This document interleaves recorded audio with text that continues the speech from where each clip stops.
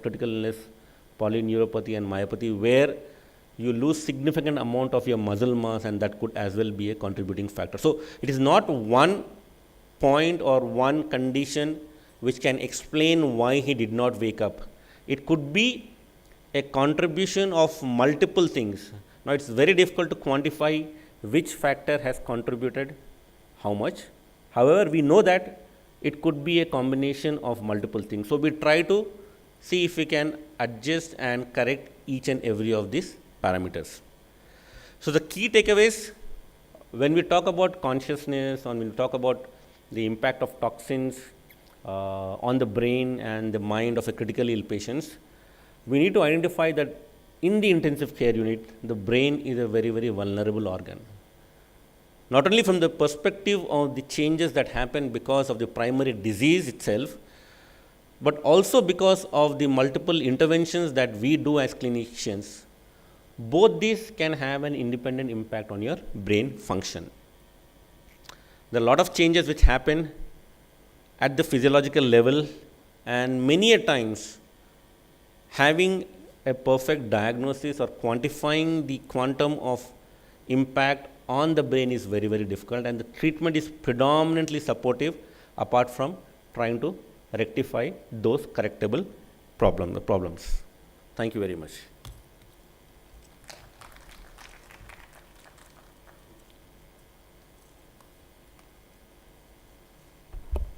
Thank you, Dr. Jagatkar, for that very informative and very interesting talk. We have time for a couple of questions. Any questions? I have a question. So you kept referring to levels of consciousness. So how exactly do you define consciousness? You obviously know that it's not the consciousness that we in Indian tradition talk about. So, that's where I was kind of wondering. I was discussing with Shankar Prasad, am I the wrong person in this audience, right?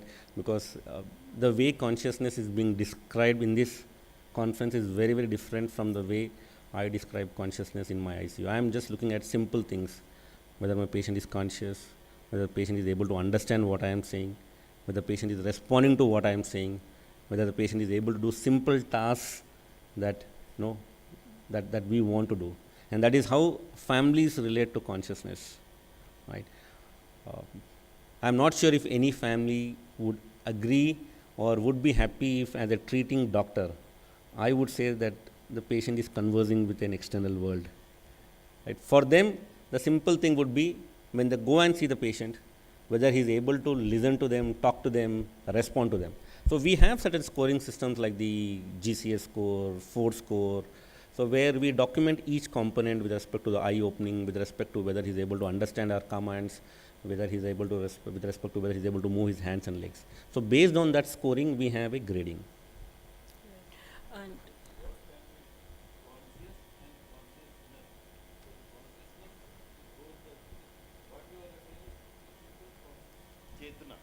yes.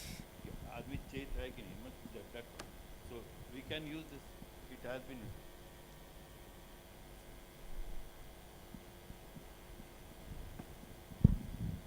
Just curious about one thing. You were talking about the different kinds of medicines which cross the, damage the blood-brain barrier, and which could be contributory to the whole thing. So any breakthroughs in, suppose if there's a patient in whom all of these medicines are not given to that extent or managed palliatively, then would that contribute to, lessening of all of this? See, some of these medications are extremely vital when we are treating these patients, right? For example, let me give you a simple example of a patient coming with fits. Okay, I have to give him sedatives. In modern medicine, the only way of controlling your fits is through anti-epileptics, and the first agent among them is your benzodiazepines, which has a sedative effect on the brain. In fact, when you treat status epilepticus, we give continuous infusion of these drugs, right? Now, for how long the metabolic byproducts of these drugs remain within the circulation varies from individual to individual. Correct. Right? It can, I stop the infusion, in me, the effect may wane off immediately, but an elderly patient who has a kidney which is not functioning well, or a liver which is not functioning well, these drugs can have a compounding effect, not only because of the drug effect per se, but also because of the other things that are happening. Existing condition. Right. No. So, yes, if I have a solution where I don't give this, but still be able to treat my patients, definitely you are removing one contributing factor which can impact your brain function. Correct. But is it possible in modern medicine now? I don't think there is an answer. I don't think we have reached that stage. Thank you. Thank you for your excellent talk, Dr. Jagatkar. So when I was a resident doing my oncology fellowship, I had a patient who had end-stage cancer. We gave him just a few days. He preferred to stay in the hospital. And a day before, when I did my rounds, and during my morning rounds, he said that I actually saw my dead brother standing outside the window. Actually, and I completely believed, because he was not delirious. He was completely, coherent, cooperative. He was alert oriented, everything. But what is your experience of things like OBEs, out of body experiences? Okay. Because that is a very direct, it takes to the mind-brain consciousness model, because there have been books written on OBEs and near-death experiences. So, personally, I have never had this experience, but let me share with you something which my residents kind of shared with me. So I run a 23-bed ICU. It was 24 beds. We had to sacrifice one bed to extend during the COVID period. So there is one particular bed number 17, right, where we used to keep the sickest of patients. And on more than one occasion, my residents who do night duties during the next day have come and told me, so the patients in that particular bed, right, there are many patients who complained that they could see people in the middle of the night standing at the door of that. It's an isolated cubicle, right? So they have kind of had this experience where they have seen somebody standing there looking at them, and this was with different patients at different timelines. So does it happen? Maybe ICU is a place where there is so much of death happening, so there is so much of negative energy. Whether I have experienced an out-of-body experience, no, I haven't, and I hope I don't.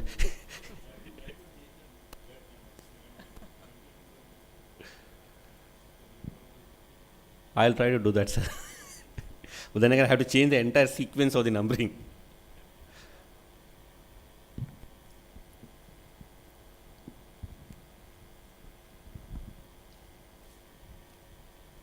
Actually, there is an integrative medicine journal article where a group of people, they said a prayer to people they didn't know. They just wished that person well. And they did a case series, and the number of ICU deaths decreased when such a intervention was done. I think this was done in Europe. I think that's something you could incorporate in the care. No, I'd be very happy to kind of explore that possibility. I think there is absolutely no doubt that those things which have a positive impact on your mind function would translate into better outcomes. Absolutely no doubt about that. In fact, there is documented evidence that music therapy, right? In fact, trained musicians who are trained into specific forms of music therapies have shown to have a positive impact on your brain recovery in patients who are admitted to the intensive care unit.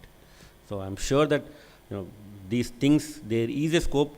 I mean, we need to explore that. I would be very happy to collaborate with you if you do such a study. Absolutely.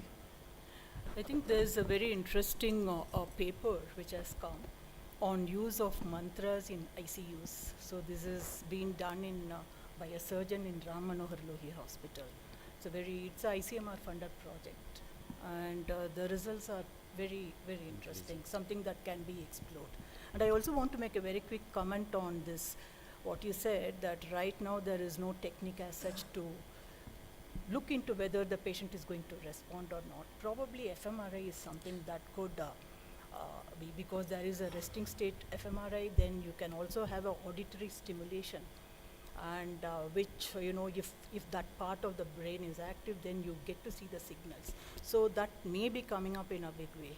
Yeah, functional MRI, yes, madam. I mean, I do understand and agree. I'm not come across many studies which have looked at functional MRI in the critically ill patients, right? In other aspects, in tumors, in a lot of these conditions, functional MRIs have shown. But I think this is something, because maybe. now it's there's a lot of work on resting state fMRI, where the patient doesn't have to respond to any stimulus. So the basic, the level of signals in the brain you can pick up.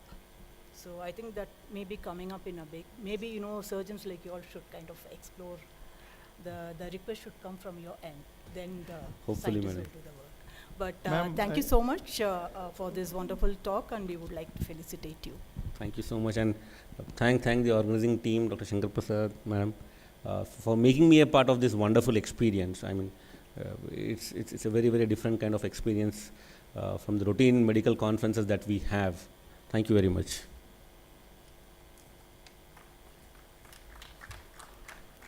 Actually, we would like to thank you, Dr. Jagatkar, because this is like a reality check for all the discussions we have on the same podium, because we extend from the completely metaphysical realm where we have nothing objective to measure, aprameya, whereas this is completely in the prameya kind of this thing.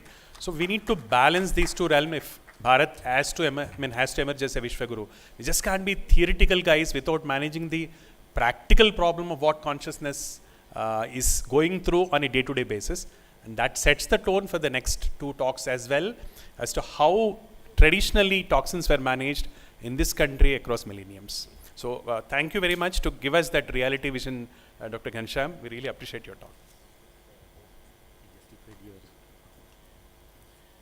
So that brings us to the next speaker, a very distinguished speaker himself. I'm sorry, just give me a minute.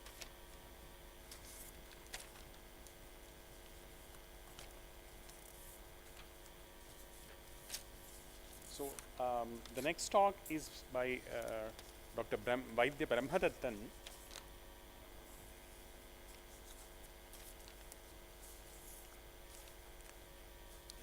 Yes. Dr. Vaidya Brahmadattan, UMT, was born on 10th August 1978 to Brahmashri Trivikraman Nambutri and the famous Vishwavaidya Vimala Antarjanam. Along with his regular schooling, he studied introductive Sanskrit from his mother. During school vacations, he learned further Sanskrit and Ayurveda from his grandfather. Eventually, he became full-time student in the Gurukula system with his grandfather, learning various texts including Ashtanga Hridayam as well as Vishachikitsa in the oral tradition. This continued for 12 years, after which it intermittently continued until the demise of his grandfather. Under the expert guidance of his mother, he administers treatment to several patients. As instructed by his grandfather, he teaches various students, continuing the oral tradition. He is also a resource person for several foreign universities and an active researcher in specific fields. So the basic thing I would like to highlight is we have with us Vaidya Brahmadattan, who is a very, very rare personality, teaching a very rare art of actually treating serious and sick patients suffering from various kinds of toxins, snake bites and everything in the completely traditional method, totally opposed to whatever we have been hearing. And mind you, snake bites are far more common in the rural settings without access to most of the technologies. Yeah, ASVs has been made accessible. So with that, I invite Vaidya Brahmadattan sir to please come and address the gathering.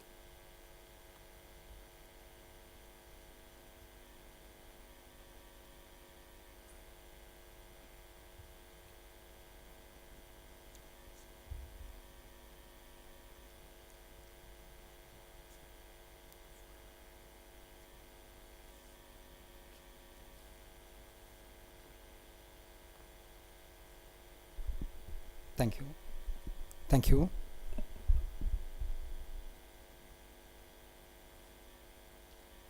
think I have to read the article that I have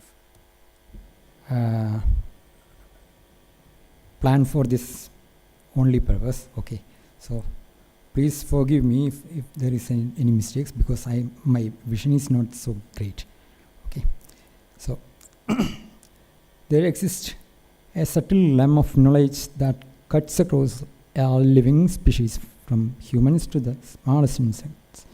Rooted in antiquity, these truths about life, human existence, remain deeply enigmatic.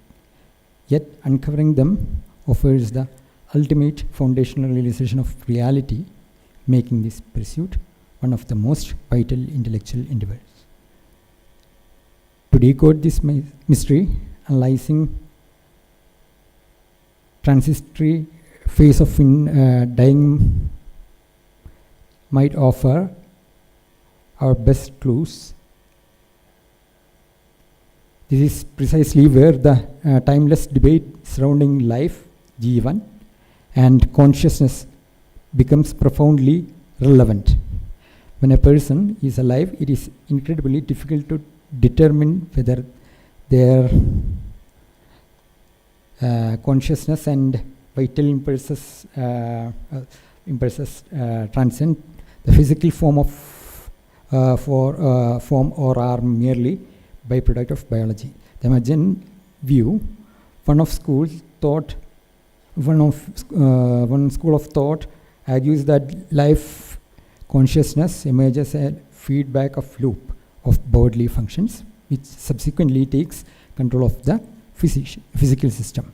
The fundamental view, the opposing school, argues that consciousness is not a byproduct, but fundamental axiom of reality. Even within the perspective, diverse theories exist through the exploring them all beyond the scope of this discussion. Okay, so we will go to the slide number 2. Yeah. Yes, thank you. So what is Visha? The term Visha is derived from the capacity to cause Vishada, the depression, significantly to the suppression or dampening of all physical and psychological functions of the body. Next one. This attributes of Visha or gunas of Visha. According to the classical Ayurveda, Visha possesses 11 distinct attributes or gunas, that is Laghu, Ruksha, Ashukari, Vikashi, Vishada, Vyavayi, Tikshna, Sukshma, Ushna, and Anirdeshirasa, and Apaki. Note, literally translating these terms like Ruksha in dryness in the context fails to capture their exact pathological meaning.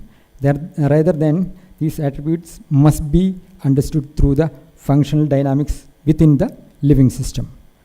The aforementioned attributes of Visha are fundamentally diametric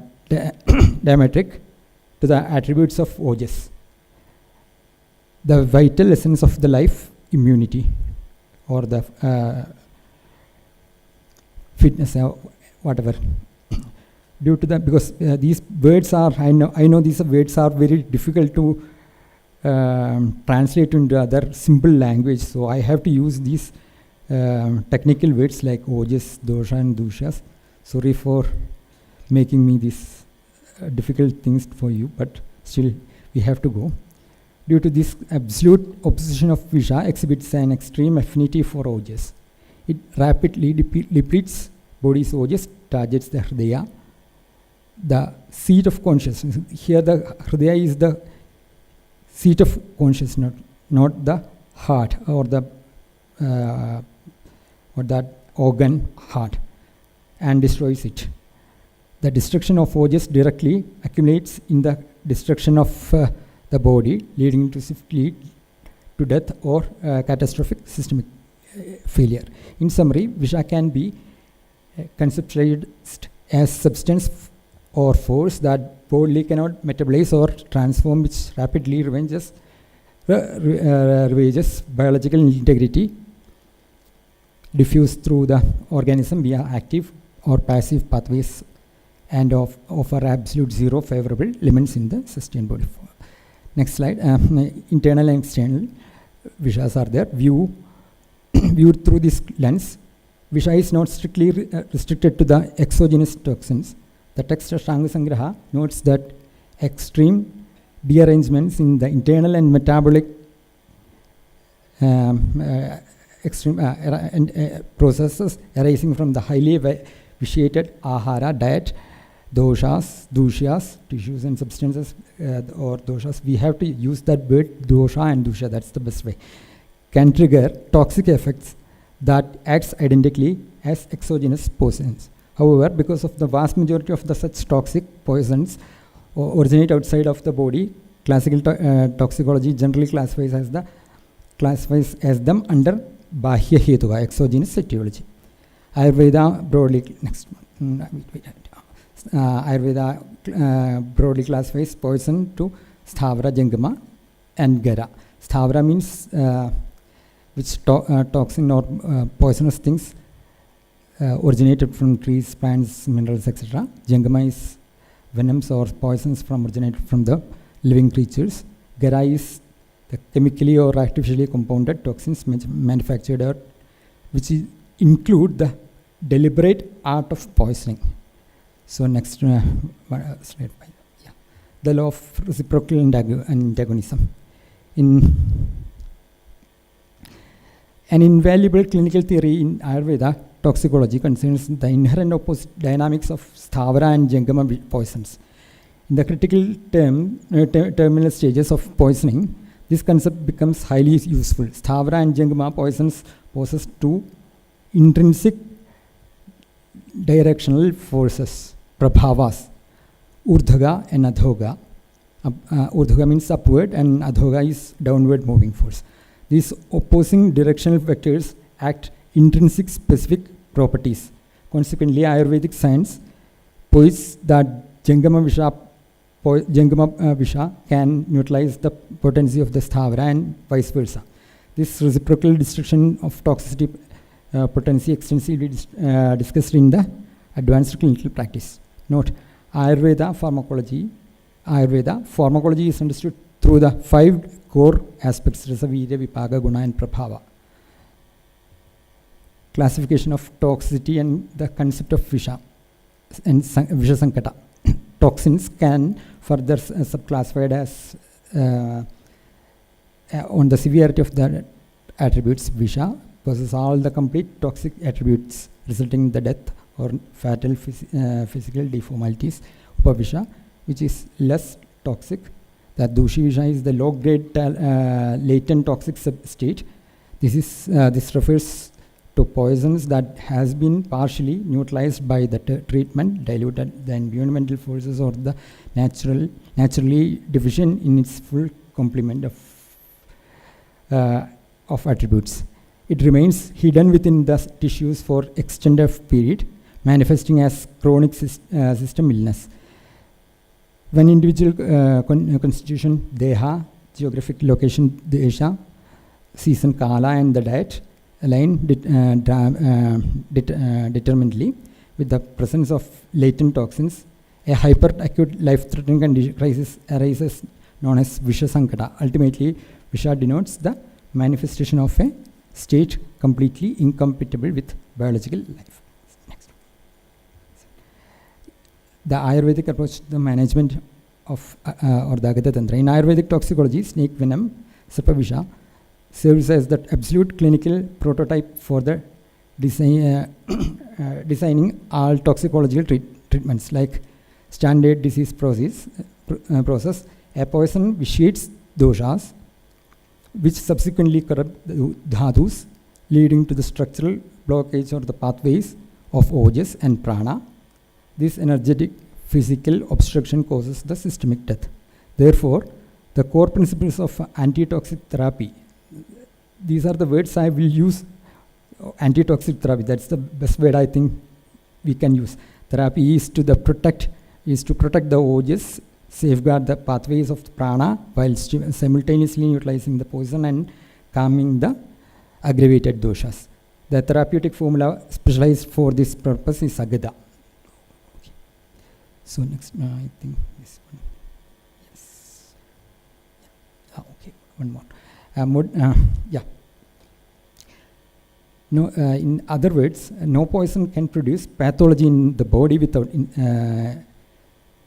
instigating dosha kopa. Therefore, by focusing preliminary of the correcting the specific dosha derangements, employing vishahara or poison destroying properties, this treatment methodology remains the universally acceptable.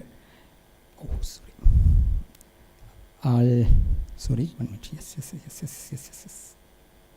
Lost. Vishvegas, the stages, yeah. Vishvegas, stage, yeah, this one. This is, yeah, I got it. When I'm sorry, I have some issues with my visions.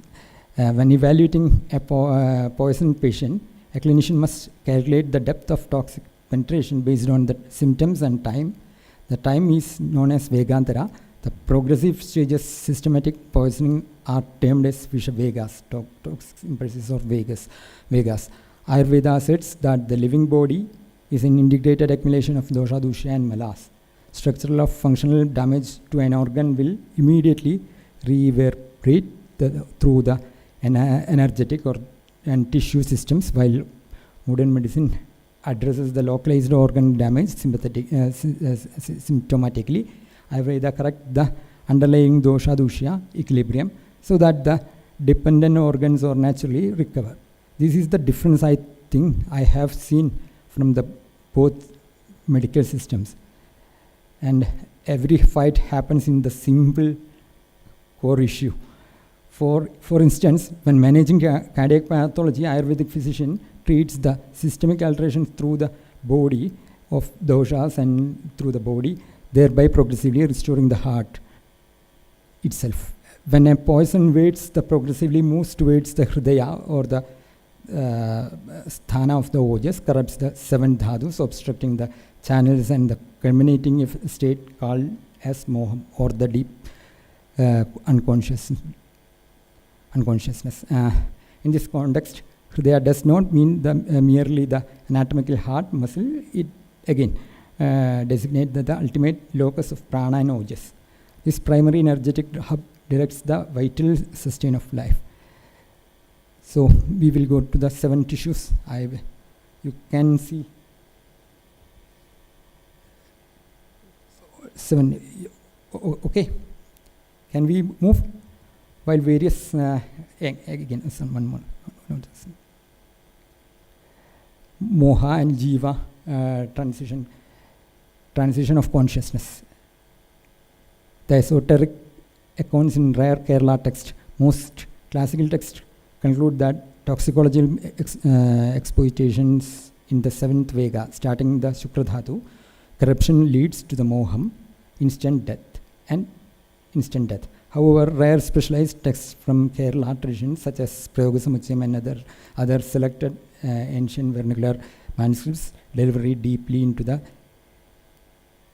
liminal space existing between the onset of moham, deep unconscious, and the final physical mriti or the death.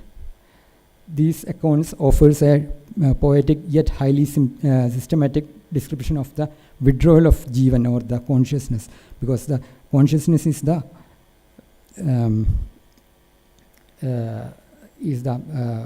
what we call, it's the representation of jiva. As the poison completely saturates the outermost layers, the jivan forced to retreat to the inwards to the next sequentials of dhatu layer. When toxic waves finally conquers the deepest tissues, Shukradhatu, the jivan loses its horizontal physical anchoring and begins to go upward, sinking through the subtle energetic anatomy. That means the Shadadhara. The jivan essence progressively through the chakras, starting from Mooladhara, moving Swadhisthana Manipuraga, subsequently centers until it focuses at the Brahmarandhra. The advancing front of the poison tracks the life force up this energetic conduit. Upon this Brahmarandhra, the consciousness encounters an esoteric locus term as Karandagam. the box in the literal meaning. The subtle point of the consciousness. Agastya, the great sage Agastya explicitly give the reference of Kabala Karandagam or the Kabala Karanda. It's the Tamil version of that word. And the Nadi Kuda. Again, this is the center of the Nadis. Agastya Palladi describes how during severe systemic shock and toxicity or the final 13 days of dissolution periods of the prana, the active life retreats from the limbs, passes through the Muladhara, climbs to the spinal cord and pulls to the cranial casket. That is the Karandagam. While the word Karandagam is rarely explicit in Sanskrit yogic literature, it features prominently in the Tamil and specialized Kerala yogic tantric traditions, denoting the subtle cosmic gateways of container corresponding to the Sahasrara Padma. When the Jivan pursued here by the toxic energy, it starts the Karandagam, unable to rupture this final boundary to ascend further. Once the poison fully permeates the terminal station, the soul loses its structural alignment with the physical body and departs. Traditional text states specialized subtle structural decoupling can take up to 13 days to complete through a to complete. Though highly potent venom or a weak spiritual constitution can drastically accelerate this timeline, recognizing the parallel near-death experience in NDEs and yogic dissolution. The nature of consciousness, chitta. Chitta is the consciousness, the word for Sanskrit word for consciousness, I think. The movement of jivan or the chitta, described as the rare text, can be correlated with the withdrawal of consciousness. In Indian philosophy, this unconsciousness termed as moha, it is the chitta compromising the subtle body, sukshma sharira, the sense, indriyas, and this is the sukshma sharira, sense and the latent impression of vasana, that is vasana, and the individual soul, that is the jiva. So all these things as known as sukshma sharira, animate biological tissues. As the poison shut down the physical substrate, the chitta loses its capacity to project outward, retreating the step by step into the central sushumna nadi and presenting a state of that mirrors deep meditation. This structural bridge chakras NDN elemental dissolution. In modern psychology and neuroscience, the internal subjective process closely mirrors the near-death experiences and the phenomenon of the recalling death, RD. Research in contemporary transpersonal psychology, for notably by Dr. Bruce Grayson, has long investigated the profound overlap between NDE and the awakening of the subtle energies, often referred as the Kundalini syndrome. In the Kundalini syndrome, when descriptions is in text like Prayogasamuchayam are mapped against the modern NDE stages and the yogic presence elemental dissolution. Bhuta Shuddhi, you can, I think this one, yes. This one. Yeah, this one, yes. Okay, I think you can see these things. This, the last one, the important is the Ajna Chakra. And you can see the Ajna Chakra and the Sahasrara, absolute union with the transcendent soul. And the conscious in the Ajna Chakra consciousness focus entirely on the internal command center of the subtle body. In Sahasrara, absolute union with this transcendence, souls exist physical enveloped via Brahmarandra. So, again, next one. Meditation induced NDE and questions of liberation. An important academic breakthrough regarding this phenomenon was documented in 2018 study published in the Journal of Mindfulness, which investigate meditation-induced near-death experiences, MINDEs. The researchers studied advanced meditations who were capable of consciously inducing NDE-like state at will through the specific yogic, tantric and Buddhist meditative practice. A study confirmed that these advanced practitioners could replicate the exact depth of profundity of and content of the NDE, including the life review, encountering the spiritual entities and the tunnel experience solely by consciously directing energy through the chakra system. Significance: this heavily implies that near-death experience is simply the natural involuntary version of experience, simply the natural involuntary version of spiritual opening of the of that class. Requires decades of spiritual practice of training to achieve that Shadahadara Chakra Bheda. Why? Then the next question will be, why does a poisoned individual not achieve the liberation? If the path of toxin forces the jivan up to through the chakras into the state of identical to the yogi's samadhi, why does behavior of venomous snake bite not attain spiritual liberation? The answer lies in the psychological framework of the individual. According to the Patanjali Yoga Sutra, pranayama and energy manipulation, or the pranayama is the best word, are merely technical methods to steady the mind.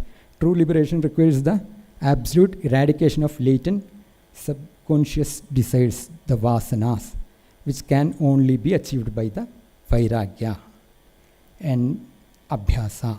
So this is the basic difference between an intoxication and an active yogic experience. These twin virtues act like two wings of a bird. One cannot fly without other. A person bitten by a snake does not possess supposedly vairagya. Their mind remains bound with the worldly attachment and terror because of they lack consciousness, awareness to dissolve their vasanas. The jivan starts at the karandagam. Once physical vehicles fails, the subtle consciousness or the jiva will still laden to the unfulfilled impressions, vasanas, drawn back into the cycle of rebirth. However, I do not claim that NDs or out-of-body experience are identical to the process. That would be an immature conclusion. I am merely presenting a comparison. They may or may not be the same.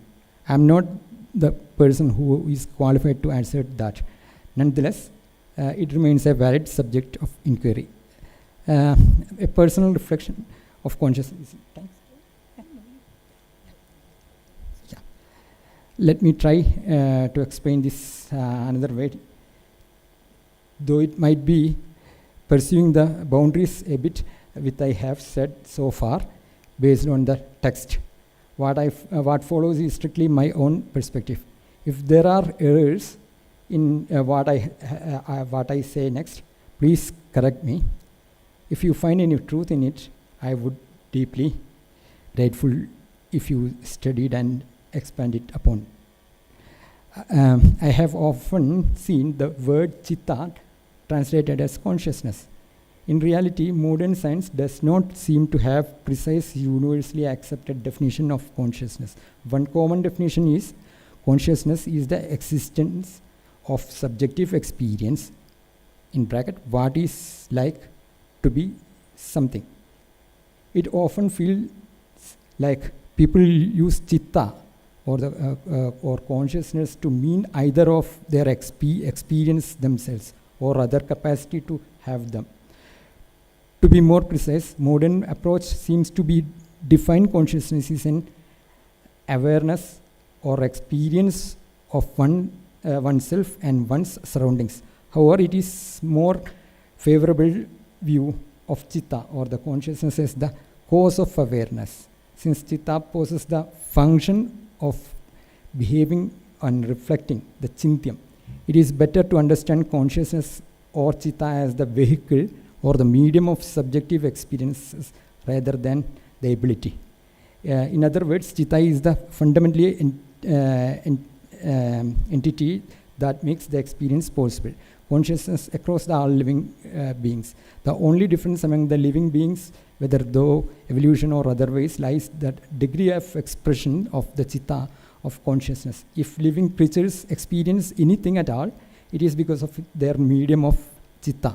Without it, living things would not react to their experience. For example, even a microscopic organism tries to move away from the unfavorable conditions and seek out comfortable situation or suitable environment. His survival behavior is driven by a collective awareness of recognition within that organism. The hard problem of modern neuroscience does not apply to humans alone. The capacity of experience belongs to the every living creature. While simpler organisms may lack that advanced tool to express or more process their awareness, their fundamental ability to feel is no different from ours. When we say bacterium's response to its environment, it's merely mechanical or chemical, we are answering how it happens, not why it happens.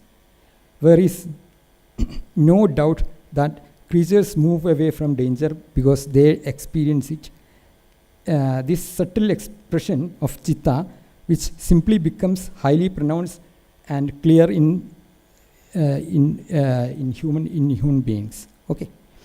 Therefore, when a creature must survive a specific environment, its inner awareness understands how to face those conditions, and it is behaviorally logical to assume that internal understanding drives physical adaptation and evolution rather than dismissing it all as purely accidental mutations. This intense will to live is the ultimate sign and the perfection of life experience. So conclusion, looking at it this way, it seems there is no core consciousness that controls every action of the body, whether consciously or unconsciously. The sensory thread creates the sense I, my experience is all living things, because humans cannot directly access the consciousness of another creature. It is difficult for us to truly understand how they perceive the world beyond making highly limited assumptions based on their behavior. Precise knowledge remains out of our reach today. We currently interpret their world solely by projecting our own experiences and behaviors onto them. So the final conclusion, back to the topic, a natural question arises: how did the ancient sages map their subtle internal movements of the consciousness in unconscious or dying patient? The methodology was the observational and retrospective. When victims of near-fatal poisoning were successfully resuscitated through the highly specialized antitoxic therapies, Agatha Chikitsa, they recount detailed subjective experience of their time in deep coma. By compiling these testimonies, ancient toxicologists recognized that patients cross through these identical subjective milestones, while modern neuroscience lacks that concrete definition of consciousness, often conflating the basis of chitta, mere neurochemical reactions. Ayurvedic yogic sciences recognize chitta as the fundamental primary principle that describe biology, that dictates biology. The striking structural parallels between the Vishavegas of the Prayogasamuchayam, the stages of yogi disillusion, and the modern near-death experience suggest to a universal objective pathway of human animation of the one's deep systemic study. Thank you. Thank you. If you want a video, I will. Thank you, Vaidya Brahmadatta. Thank you for accepting our invitation and coming all the way from down south for this to give this lecture. And probably those of us who are from Ayurvedic fraternity, we would have followed his. It was easy for us to have followed what he was telling. But any questions? Please. So I have one question. Would you be comfortable answering in Malayalam or No issues. no issues? Okay. So these days, the instances of snake bite and scorpion bite, that even in rural areas, maybe it would not be as much as it was in those days. So you have. So do you also treat, the Garavishas, the drug-induced toxins that the previous speaker was talking about? Yes. So this is a much more familiar situation that you all would be, coming face to face with. Definitely. There is a big. There is a big part of treatment of Garavisha that I am not included in this aspect, and the mantra bhaga. The mantra bhaga has not been included because if we take that mantra bhaga and Garavisha, we will have more than 2 hours of things to explain at least about the headings or the titles what are they saying. So I have not included these things. In Garavisha, we practice the chikitsa of Kaya chikitsa with the agadas, and some special treatments are there. It depends on the condition and it depends on the situations. I have to say that's the only way I can explain this thing. If you can ask any specific question on this Garavisha, I will definitely. Please, sir. Sir, please.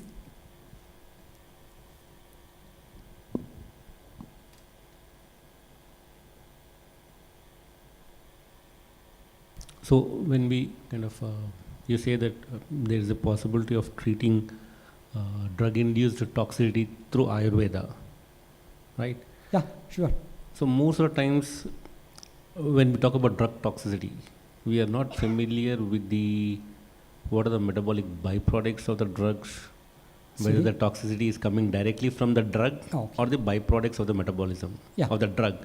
And many a times you don't even know what the metabolites are.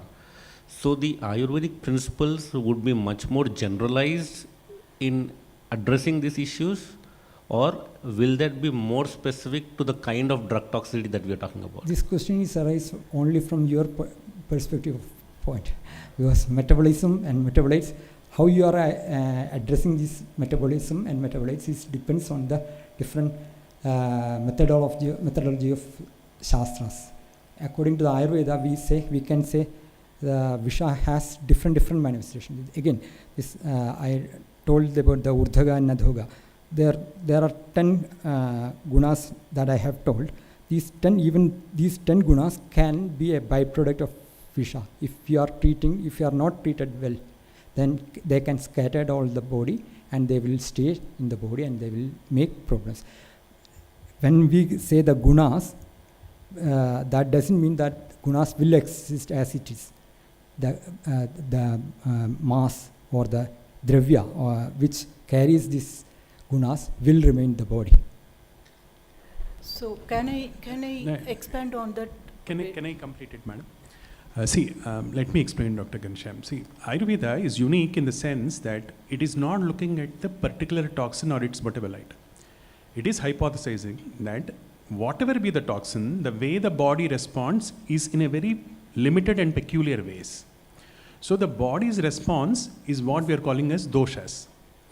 These doshas have only certain gunas by which they manifest. In the ultimate analysis, whatever be the toxins, the net effect on the doshas is via doshas which are predictable and are limited. So the focus is, rather than focusing on the toxins which can be infinite, It is looking at their pathways and the ultimate manifestations which are limited. So if you had look at the chart sir has shown, the poison has to act on a dosha, and the dosha will have the particular guna, it will work on a dusha. So Ayurveda tries to mitigate the doshas basically and not bother about the toxin unless there is a specific antitoxin. But even for antitoxin, there is a general principle that states that for every visha there is a prativisha. So if it is coming from the earthly origin, if it's a mineral, then that is the sthavara visha. So that is antagonized by a jangama visha, a poison produced by this thing.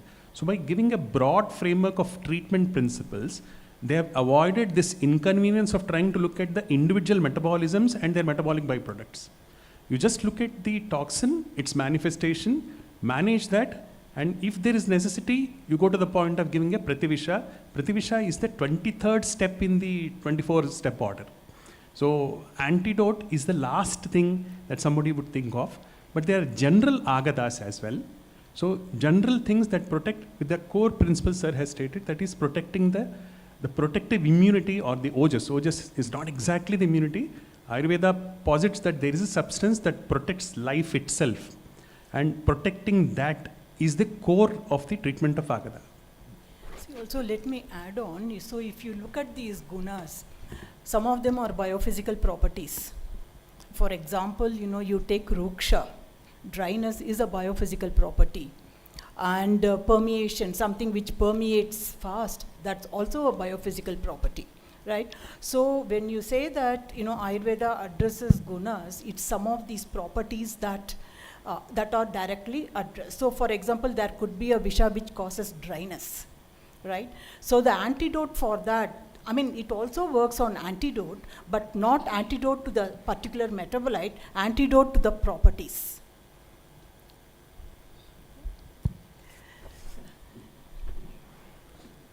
Please. I just, Brahmadaji, very inspiring talk. I just wanted to, what is your take on, do you combine mantras with aushadas in every case, or? No, nowadays. But even, or you just? No, not nowadays. Mantra is very seldom used because of a lot of issues are there. Because practicing mantra is a very difficult one, and using it is again a more multi-layer problem. So it's a big story. So it is better for physicians to stop the treatment with mantra. That's the takeaway point. So actually, Vaidya Brahmadatta, he and his family, what they are also doing is converting Visha Chikitsa is an emergency medicine, right?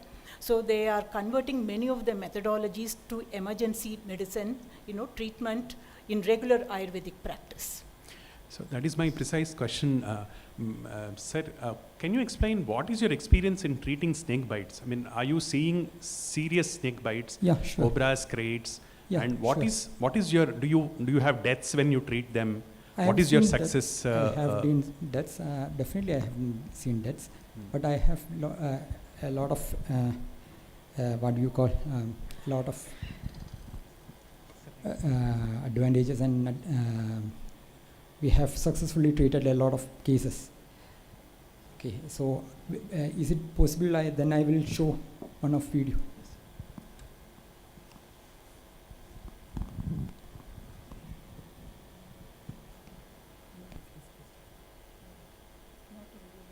No, 2 minutes.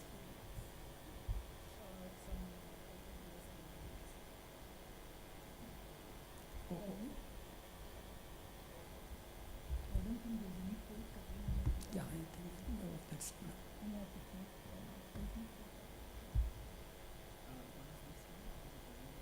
I think probably. Yes. Yeah, the slide.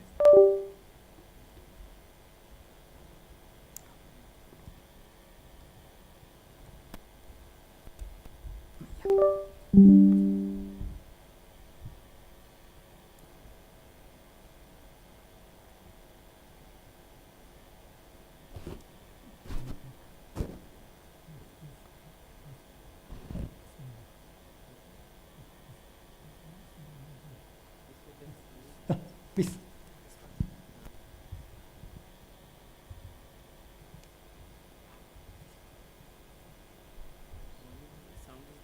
Yeah, we have muted the voice.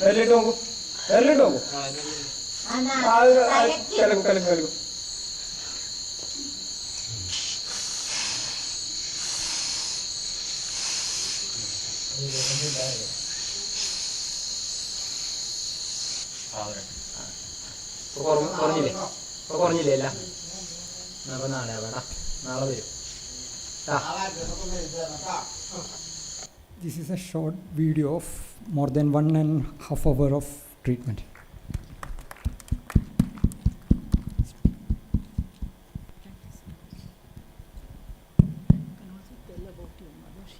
So can you just explain what we just saw, sir, and how much, what is your success percentage, what is your failure percentage? Let's say you're talking about a crate poisoning here, Yeah. or a cobra poisoning. If you have 10 patients with severe snake bite in the same stage, in your experience, how many in would... this stage, it is almost 100%. Oh, he will be 100% cured? If it is in the condition, in this condition. In this condition. He's in semi-coma, not in deep coma. Huh. If it is in deep coma, it will be around 60 or 70%. Okay. So if he's completely unconscious, still 60% of them recover in your experience? Definitely. Deeply unconscious. Okay. Even and in with this the painful stimuli, they will not respond. Even that condition, the 60 and 70% will be there. And do they have any residual toxicity? Do they come back with after a few days any? We have a long treatment. After we have to treat for the later stages of the Visha and the Vishavikaras. So it will take 12 to 14 days for this specific condition. And do you identifying the snake is essential, sir, for you to make a diagnosis? Basically, this one was written for the to the common people. We will definitely use whether it is because of Vata, because of Pitta, or because of Kapha. If it is Kapha, the Rajimanta. If it is Pitta, the Mandali, and if it is Vata, the Vigra. This is the simplest classifications of the snake bites. And this you go by the symptoms? Yes, definitely. Okay. Namaste, sir. Yeah. Sir, I have two questions to you. One is regarding Garavisha. You told actually we are consuming our food like food with pesticides and all, right? Like rice, fruits, etc. So whether we can correlate this with Garavisha as well as the treatment? Yeah, sometimes it is Garavisha or sometimes it is Dushivisha. In both cases, we have to treat almost identical. So the symptoms will be similar, like Garavisha? Almost. Depends on the toxic. Okay.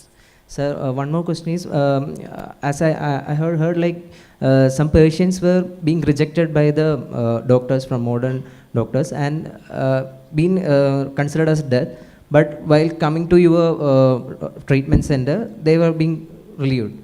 So what is the underlying treatment principle there? I have a case, but I'm not sure I can give full credit for the chikitsa. But we can show that that patient was not dead when she was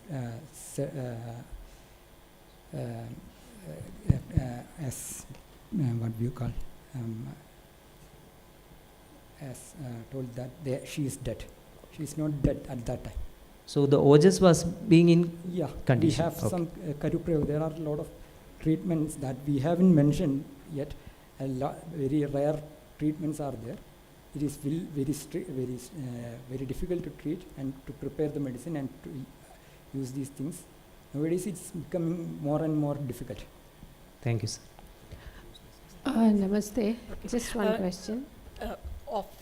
Okay. Okay, because we have to close by 6:30, I believe. So thank you once again, Vaidya Brahmadatta. Thank you for coming all the way to give this talk. We would like to felicitate you. Just.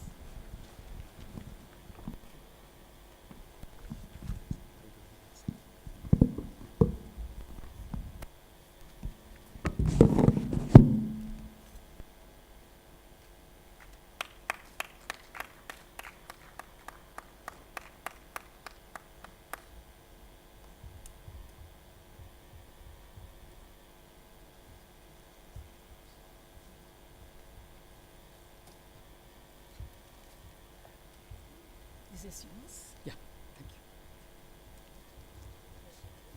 you. Your.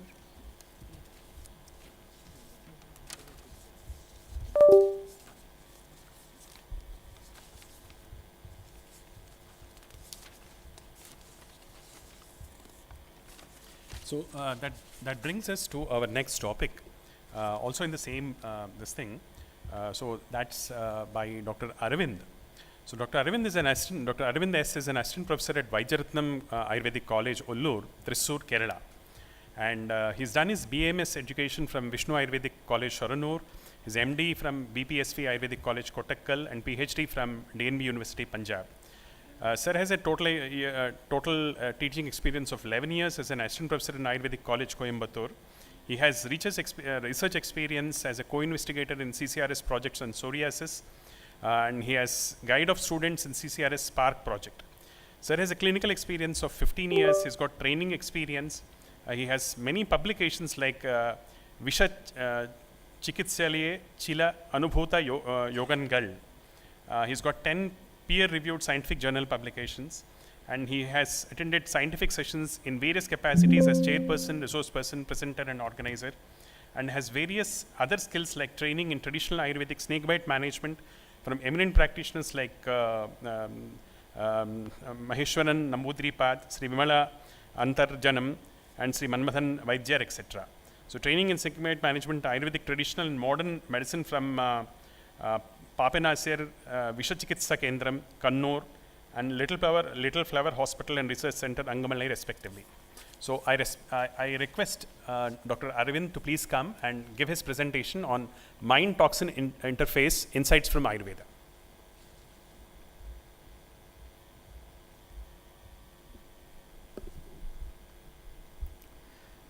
Good evening to all. Thank you, sir, for your great introduction. Actually, I would like to thank everyone, especially Dr. Madam, as well as Dr. Shankar Prasad, sir. I am really speaking, this is an honor for me to be in this great platform to speak few words regarding Ayurveda, especially Visha.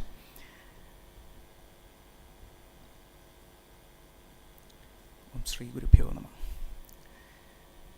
Before starting the session, I should proudly, or I am blessed to have to be the student of Vaidya Brahmadattan sir. Actually, he has hold my hand to this great field of Agatantra or Vishajigilsa. His mother Vimala Andarjanam, as well as his grandfather Vallur Shankar Nambudripad, total 3 generations are following this tradition, and many patients have been treated under their guidance also. After seeing all these things, I have gone into this particular field as well. Before entering into this session, I was planned in this way. Even though the discussions in the previous session also, the discussions were more focused on the treatment aspects, but in this platform, we were speaking, or we were expected to speak about the connection between mind as well as the toxin. So I would like to introduce in this way, just introducing the manas in Ayurveda, how manas can lead to diseases, then what is Visha in Ayurveda apart from the toxin in modern science, then how Visha affects the mind, and finally what is the concept of the treatment, what we are following in Ayurveda. As I told earlier, all the IKS in the Indian knowledge systems begins the thing by giving pranams to the gurus or goat. The same way, Ayurveda also in Ashtanga Hridaya The first sloka is Ragadirogan, Satatanushaktan, etc. And there the book begins with bowing the Apurva Vaidya. Those who have the peculiarity of that particular Vaidya is he has conquered everything. To be simplified, Ragadi Roga. So Ragadi Roga means which affects mind as well as the body. In the first sloka itself, the Ayurveda is explaining the connection between mind and the body. And those physician who is able to conquer that mind also will become an Apurva Vaidya or a special Vaidya. So from there onwards, the books are telling about connection between mind as well as body. Not only that, Sharira Indriya Sattvatma Samyogadhari Jividam. Sharira, body, Indriya, we know, sense organs. Sattva means manas, Atma, everyone knows. So combination of these structures or these things will only possess Jividam or Prana, whatever it be. So if you want to define manas, we need the other three. If you want to define the Sharira, we want other three.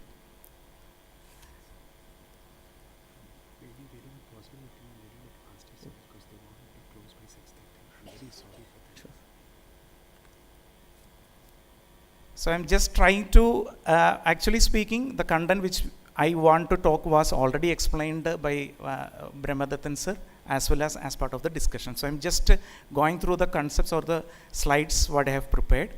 So here, Samadosha Samagnischa Samadhadu Malakri, I have highlighted the point of manas here. So as per Ayurveda, with the presence or the prasannatma of manas only, the health. Okay, Swastha means healthier person. So without manas, there is no healthy or health concept in the Ayurveda. Then mind-body interrelationship is, actually speaking, we know a lot of things, like mental disturbances usually used to affect the physical things also. Just like how we know or how we used to explain how the stress is inducing problems, hypertension, etc. Or the stress is connected with the abdomen or the stomach as well. Just like the reverse is also there, the physical illness, what all illness we are having, it is affecting our mind also. So there is definitely a connection in between mind and the body, and it need to be explored. So when we speak about manas in Ayurveda, it is considered as Ubhayendriya. It's not just a structure, it's not just a consciousness. It controls everything in the body, even the sensory functions as well as the motor functions as well. So without the mind, there is no there should be some impulse that should happen to the brain, then only the function starts. So that particular concept can be considered as manas. Then this manas has got three gunas, sattva, rajas and tamas. So among these three, two, rajas and tamas, this is a problem making or the regulatory mechanisms, whether the manas is getting into the wrong ways. So to be simplified, what I've mentioned here, what rajas means, the ambitious or activity or restless. You might have seen a lot of persons who are so ambitious, so active. So this is due to the rajoguna. The excess of that rajoguna will produce a lot of troubles to our body as well as the mind. In the reverse, tamas. Tamas means a dullness, or you may feel it as, you may call it as introvert, or they are not ready for anything, even though they have everything. So that particular situation is called as or due to tamoguna. So when both these are elevated, this can produce issues in the body as well, not only in the mind. But what I have told in the last slide, the sattva, that is third one. This causes the stability to the body. This produces stability, calmness, what we have discussed in the previous sessions, especially in the morning, spirituality, everything is controlling this sattva guna. So how manas leads to this? We as Ayurveda is telling kalartha karmanam yogo hinam ithyadi matraga. So among these prajna aparadha, this is the one which is producing diseases through manas. As we all know, we know everything about a particular toxin. We know that this particular thing is going to affect me, but still we are using that. We know everything, but still we are taking the wrong decisions. This is a problem of, this is how the manas is producing issues, or the mind is producing issues to the body as well. Now moving to the treatment aspects, there are 3 types of treatments in Ayurveda. There is Sattvavajaya, Daivabhasraya and Yukti Vibhasraya. Sattvavajaya is, it's almost equal to that of counseling or psychotherapies, etc. So definitely, if all the 3 constitutes, then only the treatment will complete as per Ayurveda. So when a patient is coming to the OPD, the interactions between the doctor as well as the patient will always go through all these 3 levels. This is how Ayurveda is working, and actually speaking. Then there is a protective role for Manas also. Say, it is always better to not to have diseases. So how to achieve that? How to achieve that? Entire thing is based upon the Manas. So if you are having a strong Sattva, strong mind, definitely we can get rid of so many disease conditions. We know that. We used to do, all the spiritual learners are trying for this, actually speaking. Then comes the Visha. Already all things has been explained here. The 10 or 11 gunas has been explained, and this is how this is working. 4 types of Vishas are there. Sthavara, which means plant or mineral origin. Jangama, which means moving creatures. Then the Garavisha as well as Dushi Visha. And I think there is a little bit explanation required in this aspect. Garavisha, which means exactly, or we may correlate it with the chemicals or the artificial poisons. That's a majority of the poisons what we have today. And the next concept is Dushi Visha, what doctor has already explained in his slides. There are a lot of minute toxins which is present inside of the body. Knowingly or unknowingly or deliberately we are taking all those things. And eventually after getting accumulated to, when it reaches up to a particular level, it starts producing diseases. So in the present day toxicologist, actually speaking, the challenge is to trace these Dushi Vishas or delayed potent toxins which are present in the body and how to manage it. And those management is not specific. That also should be remembered. This is actually cleansing the body completely and trying to manage as per the condition, as per the situation of the body.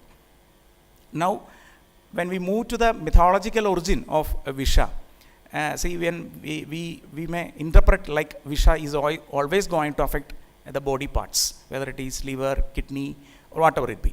But actually speaking, as per the mythological origin, everybody might have learned about the Palari Mathana, churning of ocean. Through that procedure, actually the Visha has came out. It was just before the Amrit. So churning, and negative energy came, and this negative energy has been conquered through Shiva. That's a Purana teaches us, through Shiva. But here it is a little bit different, but whatever it be, it has been conquered, then arised the Amrit. Okay, so this gives us a message also. And this particular Visha, or here in Ayurveda, it is telling like a ferocious looking creature has been arised with long hairs, damstras, fangs, etc. Actually, all these symbolizes the Manas, actually speaking. It's just like a long serpent, which is having this length is connected, can be connected to the desires. Fangs can be connected with the unwanted arguments. Grief or anger can be connected with the venom. Okay, when we look into the yogic and the other snake cult practices or literatures, this is clearly correlated with the Manas. So if you can conquer that Manas, then the health or Amrit we can achieve. Then there is another definition of Visha, that is Vishada Jananatvad Visha Ityabhidiyate. So we may think like Vishada is going to affect the Manas. But actually speaking, when we look into the commentary, Vishada means Vakaya Chittavasado Vishada. So it clearly states our speech, body, as well as mind. That's what Ayurveda is telling. Vishada Jananatvad. It's not mind alone. Always it has got connection with the body also. Now, Ojaso Viparidam Tat Tikshnader Anvidam Gunahi. In the previous session, it is clear that it's exactly opposite to the Ojas. What is Ojas? Ojas is Chetana or Prana. It's the essence of life. So the aim of poison is to kill the person. How easily, how fastly it can be done. So as per Ayurveda, the health, the prana is Ojas. And it has been preserved in a place. That place is called as Hridaya. It has been preserved in a place. We may misinterpret it as heart. It will not be always correct. it is Chedana Sthana or Prana Sthana. So the aim of this toxin is to reach to the prana or reach to the Chedana Sthana and to destroy it. And the poison is created in such a way also. Its qualities is exactly opposite to that of ojas. So they can kill each other. Immediately the person may die. So this is how the poison is going to work when it reaches the body as per Ayurveda. Here also you can say Tado Hridaya Masaya, when it reaches the body or Hridaya, then Deho Chedaya Kalpadi, it kills the body very fastly. Then this is a bit theoretical towards Ayurveda. I am just skipping this slide. This is Srodhas. I need to explain a lot if want to explain to you. Then a psychosomatic interrelation. See how the poison is going to affect the body as well as the mind, the reverse also. You might have heard that if you have bitten with a snake, don't get frightened. Don't get frightened. If we are getting frightened, what happens? The impact of the visha will increase and it become very fast also. It's clear, we know that, we have experienced it also. It clearly shows it, the connection between the mind as well as the visha or body, whatever it be. And this is explained in tracer also. I will show the other slides as well. And the same way, the reverse also can happen. Now, 3 types already explained. Acute vishas, very fastly to act. Then Gera visha as well as Dushi visha. There will be a slight delay in that, but still, if we are taking a artificial poison, still there are certain occasions or symptoms which are directly connected with the consciousness. Now, I will show certain examples just to pass the knowledge to the other streams of presented over here, how the mind is connected with the or visha. Just sharing some examples only. See what I have told earlier, visha vardaka bhavas, in which all situations the poison when it enters the body can increase its potency. Krodha, shoga, bhaya, everything is going to increase it. And interestingly, you can see certain sounds, hasti, mushika, vaditra, sounds from the elephant. We don't know what is the meaning of that, actually speaking. How it is impacting. We need a much bigger studies to identify what is the biology which is happening inside of the body when the patient is exposed to these kind of sounds. But still, there are a lot of scope. Now, poisoned weapons. In olden days, our literature, when these literatures were writing, major toxicities were happening in the wars with the poisoned weapons. So, among that, it has been told like Vishadam Chashukecha, which means immediately Vishada will come. Okay, Vishada, connection with the mind again. Then Hridaya Avaranam. What is the management? Hridaya Avarana. Actually speaking, there are 24 treatment methodologies in Visha Chikitsa. Among that is Hridaya Avarana. So, if you can remember the previous slides, Hridaya Avarana means what is present in Hridaya? It is ojas or prana, Chedana. So, we need to protect that. That's the aim of a practitioner. So, first step is to protect that Chedana, the Hridaya Avarana. That will be doing by the practitioners. So, what is the impact? We are protecting the Chedana. We are planning for the other step of the treatments like antidotes or prayogas, whatever it be, just shown in the videos. It's only required if the patient is going to that particular stage. Otherwise, everything is fine. Now, moving to the Garavisha. So, what is Gara? Interestingly, for what purpose Garavisha has been mentioned in the classic literature? It's for Saubhagyartham Striyo Bhartra. It's very interesting. To control over the husbands, giving by the women, wives. So there was a practice in olden days. So which means it is clearly affecting the mind. Okay, and the other part was to kill, deliberately to kill the persons. See, when the person is affected with the Garavisha, I have just highlighted Sopna. The persons will see some dreams. Can you imagine that? They will see some dreams. Okay, like dried jalashayas, water reservoirs or trees, just like so many dreams are there. So even now also we can't say what does it mean, actually speaking. There are a lot of interpretations. Then snake venom potency is telling, which means we may say that if cobra is biting, everybody is going to get envenomated. That is theoretically.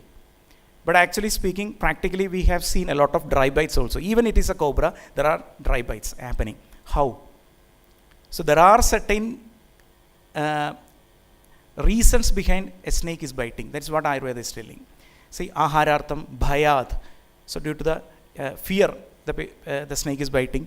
And as it progresses, when it reaches to the last segment, that is Devarshi Yama Chodanads, if the order is coming from the Deva, from God, then nobody can survive.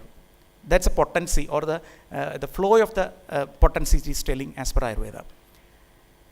Then comes the Shangavisha and Sarpanga with the new terminologies. Shangavisha means, as the word suggests, it is a doubtful situation whether it is poisoned or not. Nobody knows it. The patient is having a doubt that he is poisoned. Here also you may see certain changes, but it is affecting only the mind. It's only affecting the mind, but still you will get certain symptoms in the body. Reverse, other situation is a Sarpanga Abhigada. Actually there is no bite at all, but the snake has touched the body of the patient and he is having certain set of symptoms in the body. So in both these conditions, it is clear that it is a psychological problem, but the symptoms are present. And this is, now also we are getting patients in this fashion as well. And interestingly, what is the management has been told? Ashwasana, which means we need to pacify the mind. That's a treatment has been given. And he's telling Samandra Pudambu Prakshana, which means sprinkling the medicated water over the body. So it's all psychological treatment as well. So in both ways, mind as well as Visha is connected. I'm just skipping this slide. Then he has already mentioned about a certain, somebody has asked such a question like whether the bite is, the snake is required for treating or not. There is a beautiful medicine which is mentioned in traditional practices, Prayoga Samshan, that is Vishakari Lega.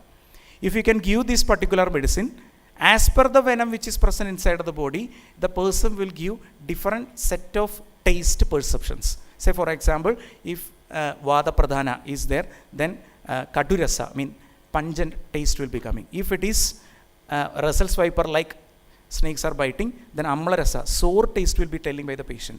So how this is happening? There are certain set of neurotransmissions, blockages are happening, brain level things are happening, but always there is a command from the mind. Consciousness is also there in this particular thing. Then an entirely different topic, that is Alarkavisha, which is related to the dog. Everybody knows it. If this particular venom is getting inside of the body, there are a lot of psychological symptoms are happening in the body. I am not going deeper into this particular thing, hydrophobia like symptoms, how it is happening, how the persons who has bitten by the dog is performing the barks as well as the symptoms or the manners, just like the dog which has bitten. So all these show some connections. Then comes the Garavisha. I have already explained this slide with that particular sloga. Dushivisha, that also we have discussed. Then comes the treatment. In treatment also, Avisha Purusha Lakshana has been told, which means a detoxified person. How we can identify a detoxified person? You can see Prasanna Varna Indire Chitta. Only if the mind is clear, then only we can say it as this particular person is completely detoxified. And coming into the snake bite, there are certain things, mantra discussion is already over. Then Hridayavarana discussion already over. Then certain antidotes are also mentioning. Here also you can see certain impacts when these antidotes has got some impacts over the Bhuda Vidya, which means psychological like Abhasmara, Unmada. In that particular level also, these antidotes can be given. Then a set of Adravya Chikitsa, non-medicine treatments has been told by the Acharyas, wearing certain manis, Mani Mantra Dharana, etc. has been told to manage this particular Visha, which means a connection between mind as well as Visha. Then Manasa Pidas, all that is a Abhathya, there's habits that should be followed when a person is bitten. Then this discussion is also already over. Mantra Chikitsa is required in Garavisha. This is a mantra used to follow by the practitioners, but actually speaking, these mantras only is going to act with a persons who are having upasanas. Other than that, if somebody is chanting these mantras, it will be just verbal pronunciations. That is why this practice is not using nowadays. And to conclude, so mind is a primary target of many poisons, not always the organs. So we should consider the mind also, or the consciousness or Chedana Manas, to conquer this or detoxify the body.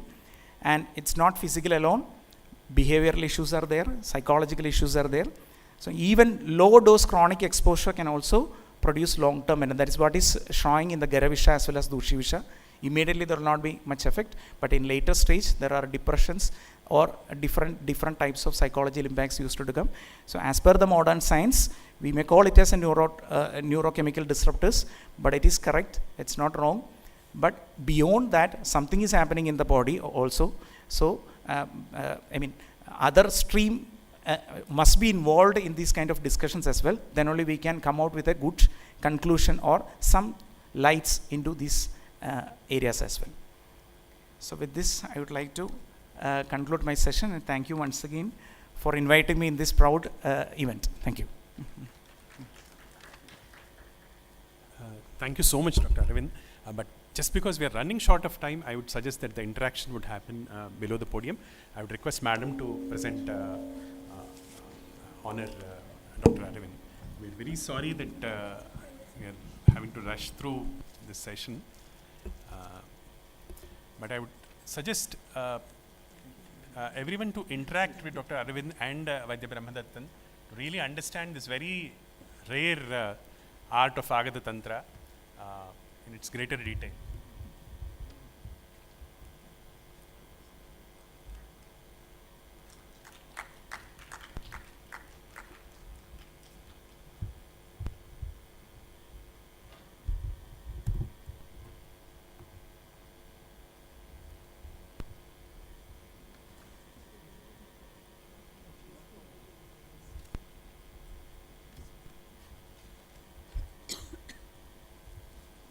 So with that, we quickly move to the next session, wherein we are discussing the esoteric aspect of Varma and Marma.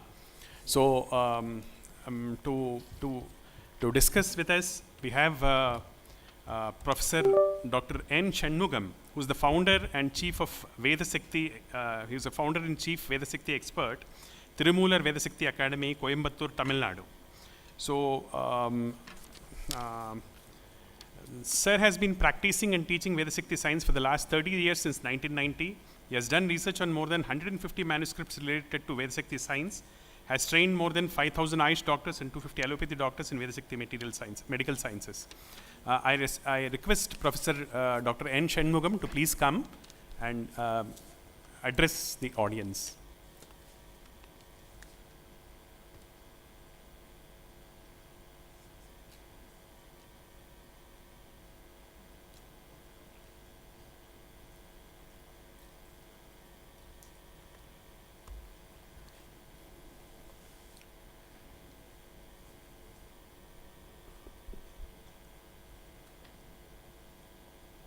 Vanakkam, one and all. This is a great occasion to share our Indian knowledge system with you.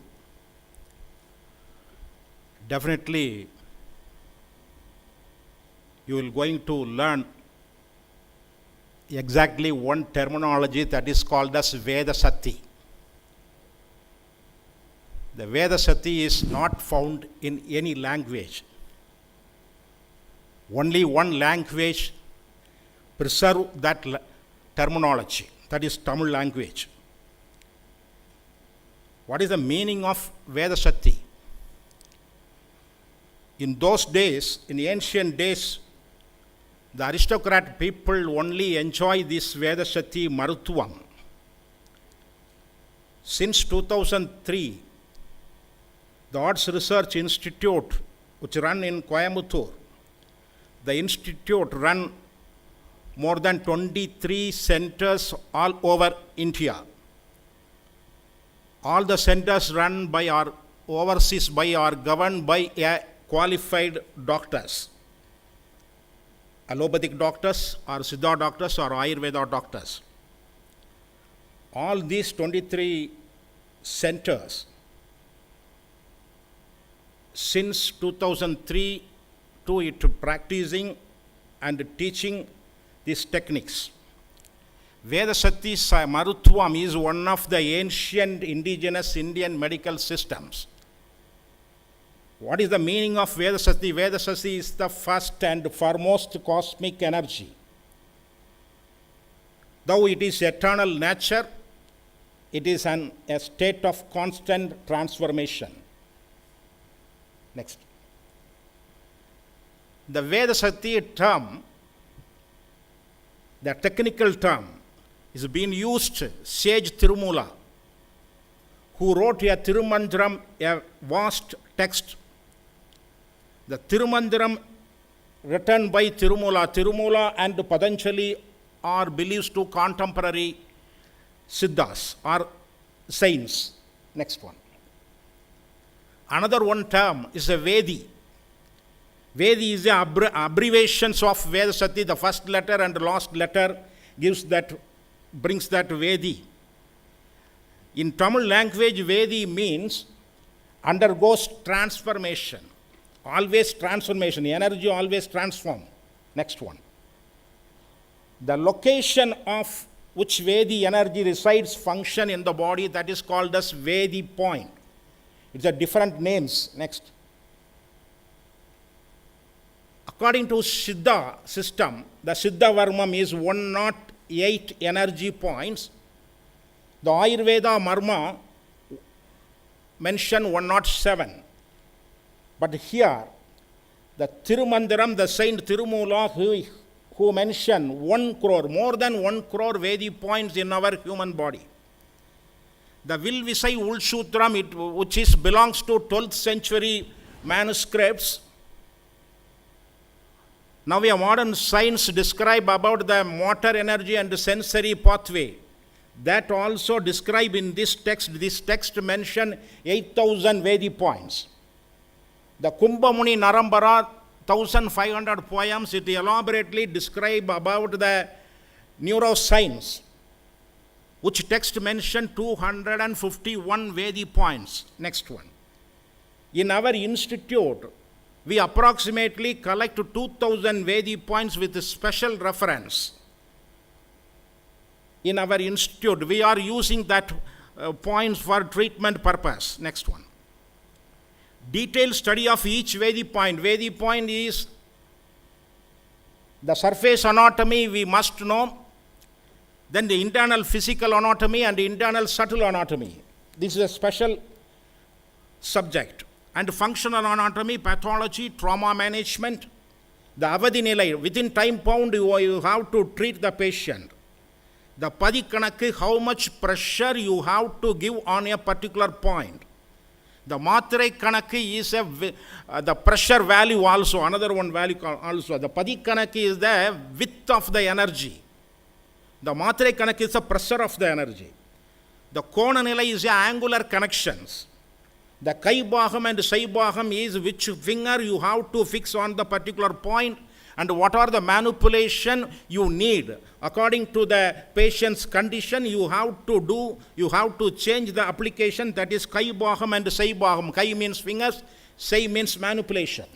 And the therapeutic benefits also mentioned in that text.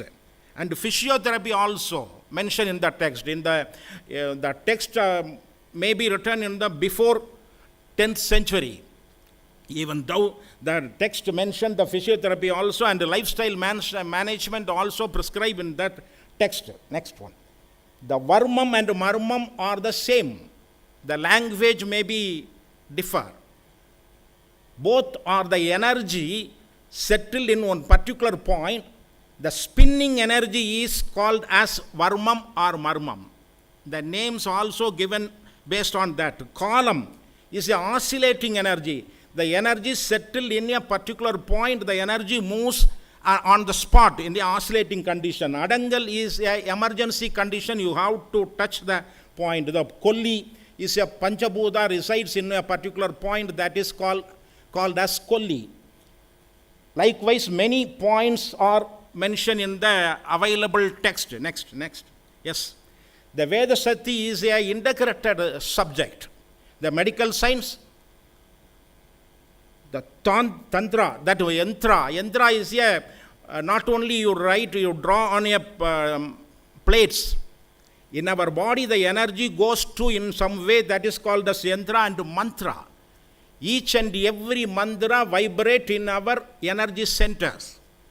And tantra, tantric is how to manage, that is ashtangam, that is Stambanam, Vashyam, everything, all the 8.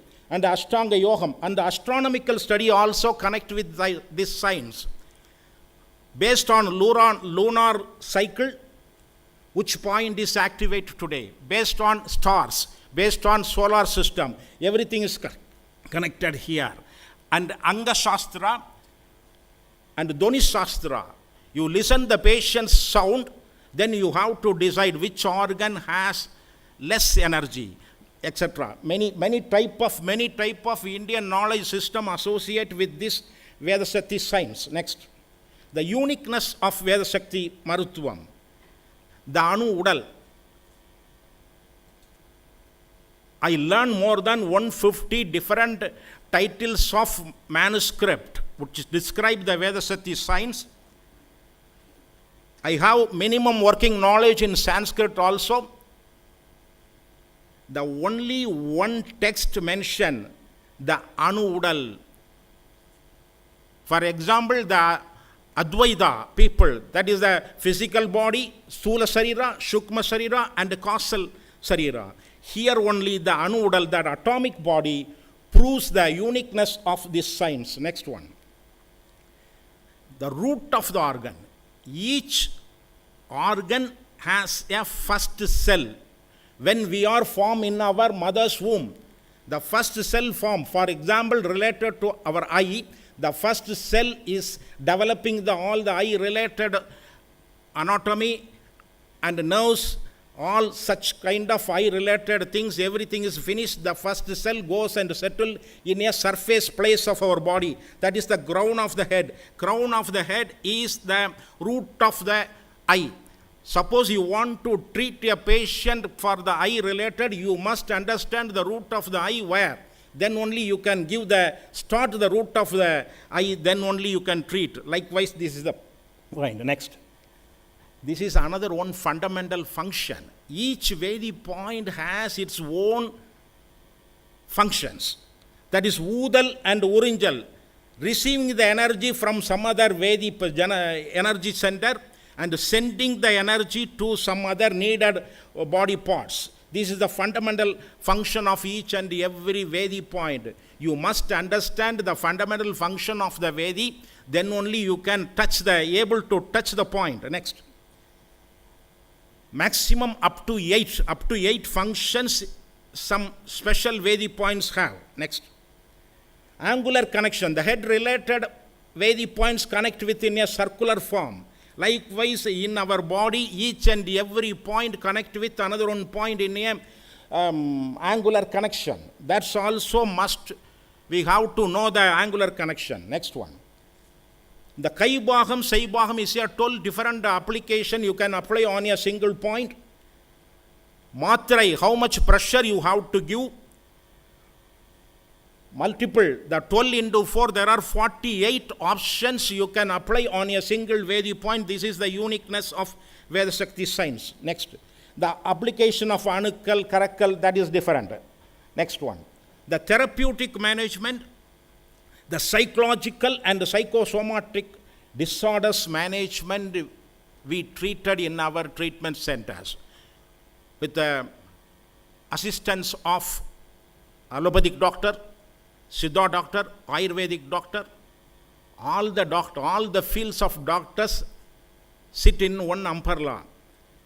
They assess the patient and give the treatment. Many number of psychological affected patients treated in our treatment center.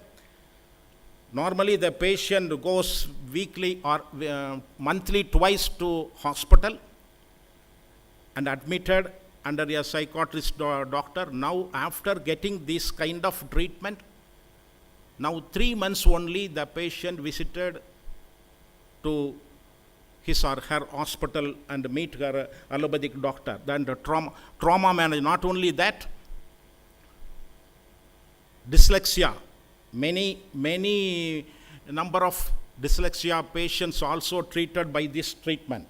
Trauma management, rejuvenation, many number of treatment methodologies we used in this treatment methodology. Next one.